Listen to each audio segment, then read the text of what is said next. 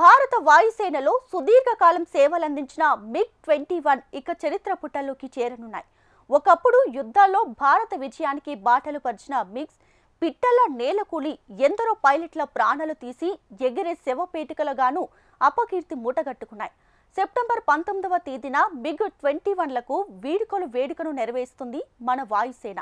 MiG-21 స్థానంలో దేశీయంగా తయారు చేసుకుంటున్న తేజస్ యుద్ధ విమానాలు చేరనున్నాయి.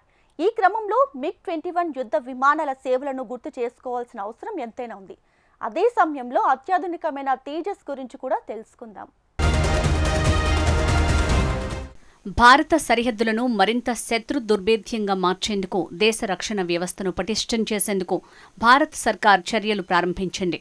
మరో 2 నెలల్లోనే ఇండియన్ ఆర్మీ చేతికి కొత్త యుద్ధ విమానాలు రాబోతున్నాయి. ఈసారి ఇండియన్ మేడ్ తేజస్ యుద్ధ విమానాలు భారత అమ్ముల పొదిలో చేరనున్నాయి. మరోవైపు భారత వాయుసేనకు వెన్నెముకగా నిలిచిన MiG-21 విమానాలకు ఇక సెలవు ప్రకటించనున్నారు.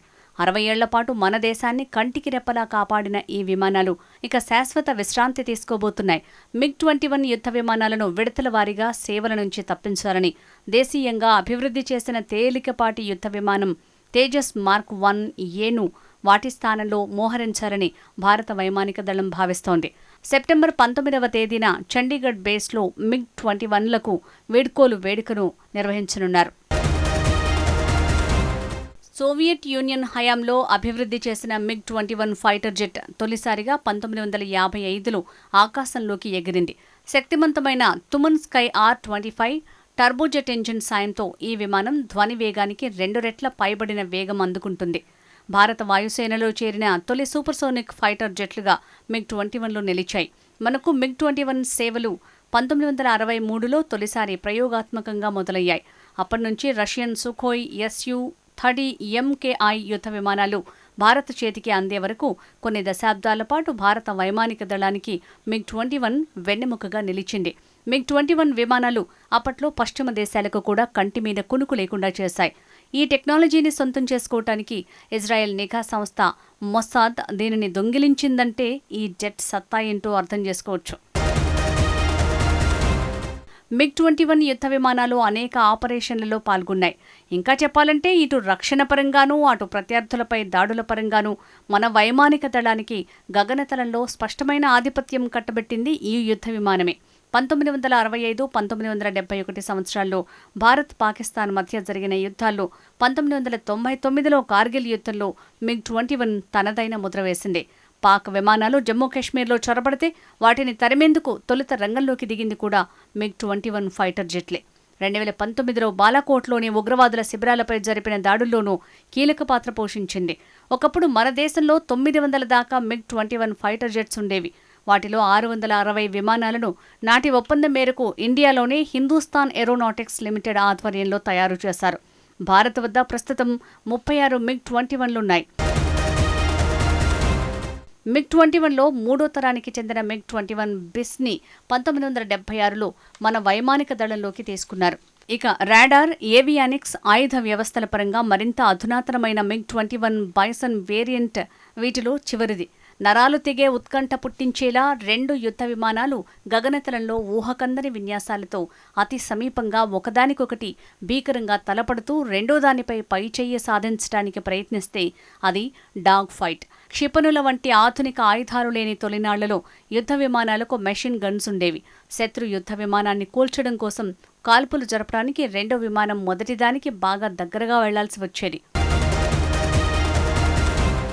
ఇలా 2 విమానాలు మెరుపు వేగంతో పైకి కిందకి కదులుతూ హఠాత్తుగా మలుపులు తీసుకుంటూ ఒకదానికి మరొకటి చిక్కకుండా గిరికీలు కొడుతూ హోరాహోరీగా డాగ్ ఫైట్లో పాల్గొనేవి. MiG-21 బైసన్ గొప్ప డాగ్ ఫైటర్. గగనతలం నుంచి గగనతలానికి ప్రయోగించే R-73 క్షిపణులను దానికి అమర్చారు. ఆరితేరిన సుశిక్షిత పైలట్ దొరకాలి కానీ ప్రత్యర్థిపై MiG-21 బైసన్ వీరోచితంగా విరుచుకుపడుతుందనటంలో కించిత్ అతిశయోక్తి లేదు. 2004లో కోప్ ఇండియా పేరిట భారత్, అమెరికా సంయుక్త సైనిక విన్యాసాలు నిర్వహించాయి. అతి సమీప యుద్ధ విన్యాసాల సందర్భంగా అమెరికన్ F-15 ఫైటర్ జెట్స్ కంటే MiG-21 బైసన్ విమానాలు మెరుగ్గా రాణించి ఉత్తమ ప్రదర్శన కనబరిచాయి. చారిత్రక భారత వైమానిక దళానికి ఎన్ని సేవలందించినా, ఎన్ని విజయాలు సాధించి పెట్టినా MiG-21లకు ఎగిరే శవపేటికలుగా చెడ్డ పేరు మాత్రం తప్పలేదు. మన దేశంలో గత 60 ఏళ్లలో MiG-21 యుద్ధ విమానాలు కూలిపోయిన సంఘటనలు 400 దాకా ఉన్నాయి. 200కు పైగా IAF పైలట్లు, 60 మందికి పైగా పౌరులు ఆయా దుర్ఘటనల్లో మరణించారు. ఉద్దేశిత కాలం కంటే సుదీర్ఘకాలం పాటు ఈ యుద్ధ విమానాలను సర్వీసులో ఉంచడంతో ఇటు భారీగా ప్రాణనష్టం సంభవించగా, అటు జెట్స్ నిర్వహణ ఖర్చు పెరిగిపోయింది. IAF 872 MiG విమానాల్లో 482 కూలిపోయినట్లు 2012లోనే నాటి రక్షణ మంత్రి AK యాంటనీ రాజ్యసభలో వెల్లడించారు. వాస్తవానికి 1985లోనే సోవియట్ యూనియన్ MiG-21లను తమ దళం నుంచి తొలగించింది. భారత్ వాయుసేనలో మాత్రం ఇప్పటికీ కొనసాగిస్తున్నారు. కాలం చెల్లిన వాటిని ఇంకెప్పుడు తొలగిస్తారని పలువురు రాజకీయ నేతలు, మాజీ వైమానిక దళ అధికారులు ఆందోళన వ్యక్తం చేస్తున్నారు. మన దగ్గర సుఖోయ్, రఫేల్, తేజస్ వంటి యుద్ధ విమానాలున్నాయి.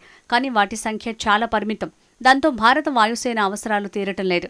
తప్పనిసరి పరిస్థితుల్లో సోవియట్ యూనియన్ కాలంలో రూపొందించిన ఈ MiG-21లను ఇంకా వినియోగించాల్సిన పరిస్థితి నెలకొంది.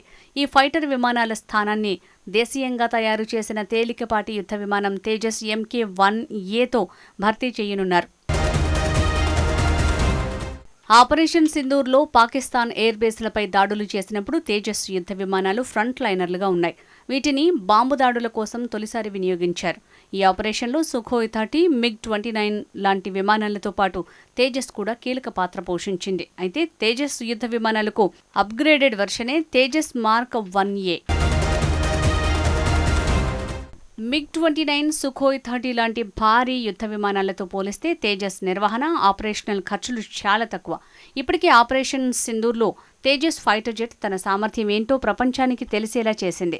అయితే వీటి ఉత్పత్తిలో ఆలస్యం సవాల్గా మారినప్పటికీ Hindustan aeronautics limited, DRDO technology, engine deliveries, private sector సహకారం, అధునాతన సిస్టమ్ల ఇంటిగ్రేషన్తో ఉత్పత్తి వేగవంతం కానుంది. ఆత్మనిర్భర్ భారత్ కలను సాకారం చేసేలా స్వదేశీ యుద్ధ విమానాల తయారీలో ఇండియా మరో ముందడుగు వేసింది. తేజస్ యుద్ధ విమానాల తయారీలో భారత్ ఇప్పటికే పురోగతి సాధించింది.